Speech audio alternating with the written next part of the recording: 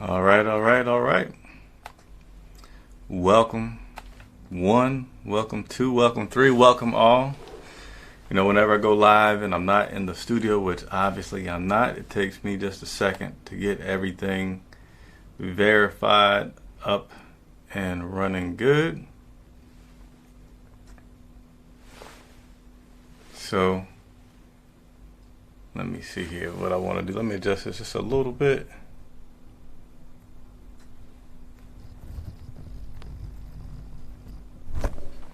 Let me see. I think I like that better. Right about there. Again, give me just a moment. It always takes me a second when I am remote doing some videos. Almost done verifying everything. Then we're going to have a little bit of fun. Actually, we're going to have a lot of fun. And just un momento, por favor. By the way, I know y'all appreciate me, so this is kind of just like, I don't know, a rhetorical statement. But, remote. It's late in London, man. It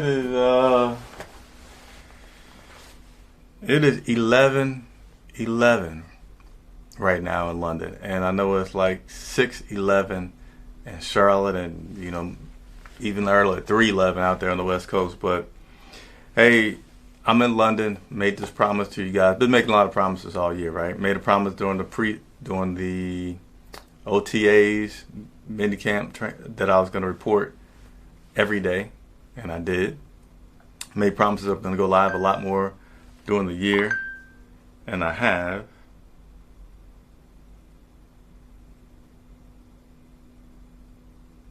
And also, sorry, I got some distractions here, which is what could happen when you're doing live video.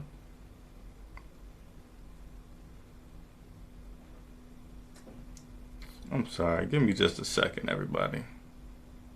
I want to make sure that this during the year, and I have, video is live. Is all that I'm trying to do, so I'm sorry. Give me a second. But nevertheless, let me go ahead and get into it. So basically, this video right now is just me continuing on that promise of wanting to be a valuable resource to you guys that are out there on Twitter. Out there on YouTube. And by the way, if you're following on or watching on Twitter, I have recently started simulcasting at the same time on Twitter. So Twitter is a good platform if you just want to watch, don't really have any questions, don't want to interact too much. But if you do have questions, it's better if you go over to the YouTube channel, because there I can see your questions a lot easier. And that's where I take all my comments from doing my broadcast. But nevertheless, you know, love to be, as my man Cody gave me, the man of the people. Not only do I like to report on the Panthers, but also like to, you know, connect, tell you a little bit about behind the scenes, what goes on to doing the job. Because I just think it's cool to see other perspectives of media and how we cover sports for different kinds of fans with different kinds of interests. So I wanted to share with you guys the voyage and getting here to this grand old place, which, you know, let me give you guys my 2 cents on this. My 2 cents is that this hotel that I'm staying at right behind me, a little overrated. It was not a cheap hotel whatsoever. It was basically rated as a 5-star hotel, and I guess it just comes from like people wanting to jump at your every move. But I don't need that. I just like space. I like nice things and bigger size rooms. I don't even have a bathtub here, but I guess you could say London, blah blah blah. Nevertheless, it's cool being here. Left Charlotte yesterday, like around 5 o'clock. Flew to Philly. Had some interesting things happen on the plane in Philly, where first off had this London guy in my row, not directly in my row, but you know the bigger planes have like 242. He was in that 4 section, just talking loud, cursing on the phone, and the plane has been pushed off the gate. And the people, the flight attendants come and say, "Hey, sir, can you get off the phone?" And he's like, "No, I'm not on the phone. I was listening to music." And like, "So you were talking?" He's like, "Yeah, I was listening to music." Like, "So you're talking to yourself, listening to music?" So anyway, they gave him a nice little polite threat, and he took it, and he got off the phone. But then the next strange thing about the flight was, and I put this out there on Twitter, I had never experienced someone saying, like, "Hold on, before we take off, we got to verify how much weight is on the plane so we can know how fast we need to go to take off." And I felt like that was strange, because I'm thinking, like, if you can go 300 miles an hour on takeoff, why would you only go 200? But, you know, that delayed us like another 10 or 15 minutes, and we were able to take off, and as you see, got here safely. So I did have on the same clothes for basically 2 days, because what happened was, as soon as I got to London, which was very, very cool. If you haven't seen the video, please take a look at the video, which is on YouTube. I knew that what time the Panthers were coming in. I got special permission from the airport to be able to get in position to get a good shot of those guys coming in. And I was getting a little nervous that they may get a little early. And we were getting delayed getting off the plane. But I basically perfectly timed it where they were coming in. And I was able to get some really good footage of those guys coming in. That was really awesome to see. In a different country, these guys come in. There's still a lot of Panthers fans in line going through customs at that time. So people started cheering and clapping. And, you know, when they saw Luke, they made the Luke chant. So that was like extremely cool to be a part of and see that. Came back to the hotel, which was a voyage that I'll skip unless you guys want to ask me some questions there.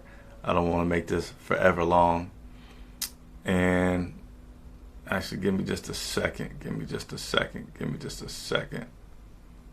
Sorry for some brief pauses here, but with this live video, I just want to make sure I see some things properly. So give me a second to monitor something, if you don't mind.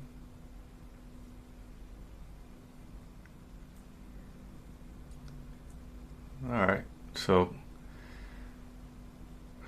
back to, sorry, just a second though, just a second.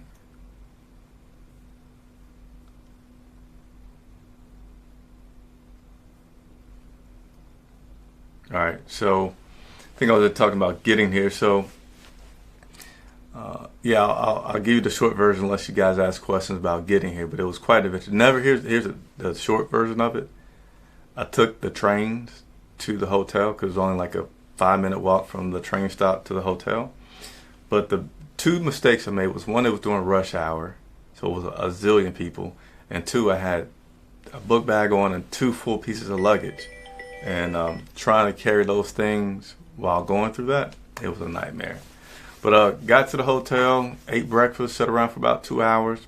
It's really cool to start seeing the Charlotte Observer journalists coming in, the athletic journalists, you know, Joe Person, Jordan Rodriguez, Dave Newton from ESPN, just seeing all those guys that you see in Charlotte, you know, seeing them come in to a different place.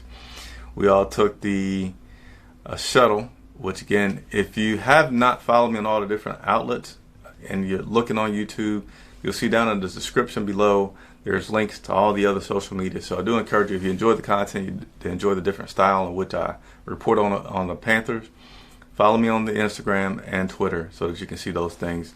But I put out there that nice little van that we had that took us to the practice, which was about a 45-minute drive.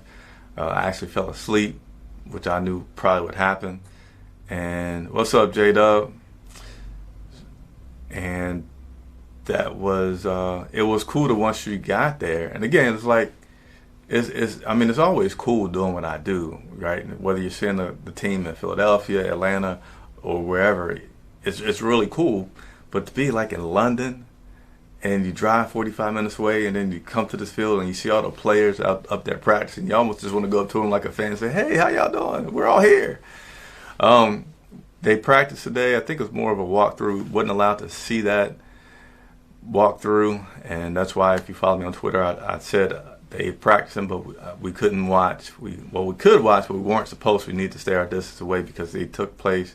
The NFL had a flag football game for them today, so they had a whole bunch of kids lined up. They did some skills challenges, and then they went and the players came from their field down to the kids' field, and they went and played flag football with them. And man, that was extremely cool. I've done a lot of events with the players off the field. Most of the time they are more relaxed, but I think today it was so different because it was the entire team. Like normally you might see 3, 4, 5 at the most guys, but it was the entire, I guess 60 guys out there playing with all these kids, and everybody was just having a good time. All the players had their phones out, taking pictures, taking videos. Players, if you want to talk to them, they were very easy and willing to be interviewed. So that was extremely cool. And that lasted probably about an hour. We got a chance to talk with Coach Ron Rivera. A few things football related, because I did want to touch on that, is Christian McCaffrey. Probably just Rivera says going to be getting a lot of rest, and that's probably the new normal for him, and certainly expects him to play on Sunday. What else did he talk about? They are trying to go and see the field, the stadium, before Sunday, but Rivera saying it's not that big of a deal because the field's a field, it's turf. It's not like it's grass and got to prepare and walk through for any other reasons. So they're going to try to do that. Saturday is an off day for the guys, so I have a few players that I'm trying to catch up with. Totally can't say how likely that is to happen. One, for their schedule, and two, I might just be on this bed behind me sleeping all day Saturday as we prepare for Sunday. It's a 5-hour time difference. So right now in Charlotte it's 6:21. Right now in London it is 11:21, and I got to get up early. We catch a shuttle to practice at 9. The shuttle leaves here at 9:30 in the morning, which would be 4:30 if you're in the East Coast. So yeah, it's kind of tough getting used to it. J-Dub says enjoy and represent our Panthers well. Got to get this done before the bye. Yeah. And there's so much traveling right now with the West Coast trips to Phoenix, to Houston, now to London. We get a week off and then we fly all the way to the West Coast and San Francisco. But it's a grind. So here's as I say that, I think about all the costs that are involved in doing what I do. If you don't know, Chris Jenkins, credentialed member covering the Carolina Panthers for Charlotte Vibe, supported 100% by the fans. So also in the descriptions below, Cash App, PayPal, GoFundMe, all that's set up. And if you guys are able to donate, it's appreciated. And when I say literally, even if it's just $1, just everybody watching to the dollar, it will help for me to continue to do what I do, which is love to work directly for fans and you all that are watching. So check that out, do that. And we actually got a good start with that this week with donations on the GoFundMe. So I'm going to not talk about the entire videos, but you will hear me mention that on all videos, which I can because I need you guys' support in order to continue to do this and interact with the players. Lax man saying, am I smoking the good weed out here? No, man. So I was just talking about my day today, and once we got back from being with the team, did my uploading of files, videos, photographs, walked and got some lunch or dinner, came back here, continued to edit videos and files. Now I'm live talking to you guys, and then I'm going to go back in that bed behind me as soon as we're done. So is my sleep schedule messed up? I think I could be all right because I only took one nap. I slept 2.5 hours max on the plane. It was about a 6-hour ride from the Philly part to London. Probably slept about 15 minutes on the shuttle going, didn't sleep on the shuttle coming back, and then took about a 20-minute nap after dinner. So I'm feeling like I should be able to sleep pretty good tonight. That's fingers crossed, man. If I wake up at 2 o'clock in the morning, I guess I'll just get back on YouTube and do another live video. And speaking of, hey, if you have not hit the bell notification, do so, because definitely while I'm here in London, the time zone change is different. I can't do them at the easy times that you guys may be up. But if you are up, if you have the notification, you'll know that I posted that video, and you can check it out. And also, when I go live, when I'm out in the field, I'm not able to schedule them in advance so that people can know it's coming. So hit the bell notifications, hit the like button as well. That's an easy way that I ask you to support me in case you aren't able to monetarily or don't want to monetarily. You can do that, and that helps. Brandon Lutwengo, what's going on? How's it going? How's it going? Let me see if there's anything else I want to. I mostly just wanted to get on here and tell you guys about the day. Tomorrow's videos will be a lot more team news oriented. But today I just wanted to, again, connect with you guys, tell you about the trip, because, that's what I like to do. I like for when I see you guys out and about that we have something to talk about, because I've shared, you've shared. So, and pretty cool moment. I was at the train station, and somebody said, hey, so I'm always going to say hey back. But if you know the Roy and Riot, it was Zach's mom that recognized me and introduced me to the lady that she was with and talked to them for a minute. So that was another pretty cool moment. Oh, hey, here's something. Glad I had to look at my notes here. D'Angelo Williams was here today, and I have learned that he is with the team as an ambassador for the Carolina Panthers. And I know if you've been on Twitter at all and to watch the news, he's said some pretty eye-catching things about the Carolina Panthers. So when I saw him, I almost interrupted this conversation, just like, these guys know us as faces. I know he doesn't know me personally, but I was just so caught off guard about seeing him here in London on the field. So that's an interesting tidbit. And then also to go back to Christian McAfee, who, again, he was at the practice today. But when the team, y'all didn't tell me that my collar was all messed up. Man, I'm almost done with the video. When the team came down to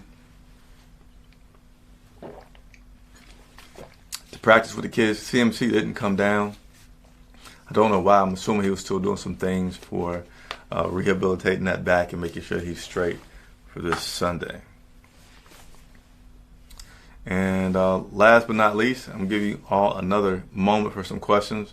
But last but not least, there's so many things to get used to in London that is just different for me. I have traveled internationally a lot, but come to think about it, after being here for a while, I'm like, oh, I've just been to like third world countries, to the Caribbean islands, right? Where, I don't know, but they don't have that much to be that different. But you come over to London, you got, number one, you got the communication, right? They can speak English and you can understand them, but there's always a little twist to make sure that you understand them, right? But then whenever I said something back to anybody today, they looked at me like, and I'm thinking, you just spoke English, I just spoke English, but we don't understand. You don't understand nothing, from getting help at the bus station, which the guy he didn't get mad at me, but he got on me like, why do you want to call everything a bus? And I'm thinking, I'm telling you, I don't know what it is. I don't know if it's a bus, if it's a train, if it's a taxi, but I just had this app. It's an app called City Mapper, which tells you how to get from point A to point B in different cities, the time that it's going to take, tells you the cost. And I was like, I just know that this thing says, I don't know, get on the super low, I forget what the name of it was, southbound. I don't know if that's a bus, a train. That's why I was like, I'm telling you, I don't know what it is. I'm just, tell me what it is so I can know. And then when I got to the hotel, I wish I could turn this camera. Technically I can, but I don't want to get it off balance. But they don't have outlets like we do in America. And they got like these, almost like, your wash and dry, these bigger 3-prong. Mike can show you. Let me see. Yeah, so this is what their outlets look like for everything. Like everything, not just an appliance. And I had to borrow an adapter, and getting an adapter for that it took the lady at the restaurant that I was having breakfast at, which is in the hotel, to get the manager to come by. And the manager asked me, what am I talking about? I'm like, I'm from America. I have a cord. And I'm thinking, if you're at the hotel, that should mean something. Because if you're on the street, okay, maybe you should know. But like, if you're at a hotel in London, I think you should know when Americans come with a different looking outlet, what they're talking about they need. But so that's been different. And last is that and I could tell you a lot more, but again, it's late, and I don't see too many questions coming through right now. They drive on the opposite side of the road than we do. Their steering wheel is on the opposite side of the car than ours. And when I was walking to get me some dinner tonight, the whole time I'm walking, like, I'm not crossing these streets unless I see that little pedestrian symbol come, because it's just too much foreign stuff around me. Well, I'm actually kind of was walking to this point with a group of people, and they kind of went, and I'm like, well, I am hungry, I am almost there, so I'm going to go too. So I look to my right. I don't see anything. So I start to take a step, and my head kind of comes right here, and then I see my peripheral, something coming, and I extremely almost got hit by a car because I looked the wrong way before crossing the road. And if you want to get a good laugh out of that, I have the live video, because I went live. I was going live, and I wasn't distracted by going live. Again, I just saw these other people go. I'm like, all right, I'm going to go. I looked, and yeah. So on the way back, stopped. I mean, guys walked by, but I wasn't going. So let me go and get to these questions. I'll answer as many as there come before I get off. But thanks everybody for watching so far. Again, I'd just like to not only share Panthers news, share my experience with covering the team, and just bring you all a different perspective on that. So let's get some shout outs. Locks Main is still talking. Asked D Jackson how his growing felt. I did talk to Jackson today. Did not ask him about his growing. Talked to him about it before we left. He said it was feeling pretty good. He was able to go through walkthroughs the other day. I don't know if there's an injury report provided today, but he seems to be on pace. And earlier this week, Eric Washington was asked about the possibility of D Jack coming back, and he was excited. It seemed like it's about to happen. Let's see. Cam Newton did not travel. No, he did not travel with the team. People expect Cam come back after the bye week. According to Ron Rivera, there's no timetable for his return. Yeah, that's exactly true. There's no timetable. So the only thing we can do is speculate. And I don't know where that after the bye week came. Maybe because people are thinking that's a good point in the season. But there's nothing significant out there that's saying when and if Cam will come back. But if it does, I'll jump on here and we'll talk about it. Cam will be out until Allen loses and he is healthy enough to run. Michael Price, what's going on? What's going on? So, appreciate you all, as always, tuning in. Links are below for donations and following us on Instagram, Twitter, and Facebook. It is 11:32, even though it's only 6:32 in Charlotte. So I'm going to bed. Appreciate everybody so much for watching and their support. And stay tuned. Hit that notification, because you may be at work, but you may